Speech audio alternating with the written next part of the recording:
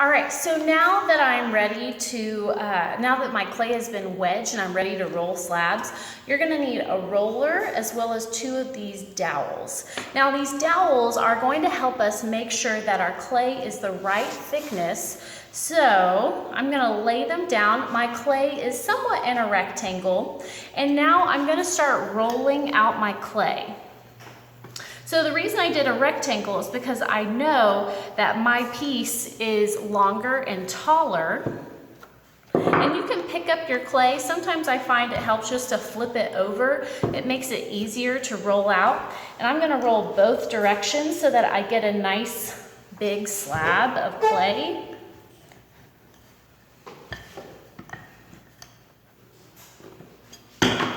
And as I roll, I'm gonna start to get to the right thickness that my roller is going to land on top of my dowels, and I know that my clay is ready to be cut.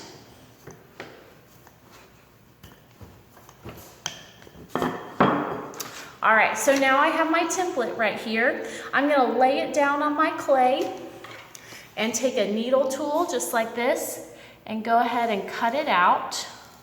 So the smoother and the more even your clay is, the better your piece is going to be. Now, try to get, if you can get 2 cutouts out of one roll, that's really helpful for you. But if not, you can just roll more clay out.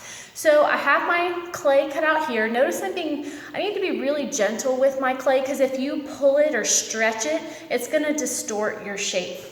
So once you roll your slabs, try to roll both of your pieces, your 2 templates. You're gonna cut it out twice. Try to roll them on the same day, because that way it's really important to make sure that your clay is the same level of dryness, because if you have a wet piece and a kind of a dry piece and try to put them together, the clay doesn't usually like to stick and it causes a lot of problems. So roll both of your pieces in one day, and then you're gonna very gently take your piece, layer on like about 2 or 3 sheets of newspaper, and you're gonna put your other template on top of it, and then you're gonna carefully put it inside of a plastic bag and wrap it up just like this. So the clay, the newspaper is gonna help pull the moisture out of the clay, and we're gonna let this sit overnight so that hopefully by tomorrow it will be a little bit easier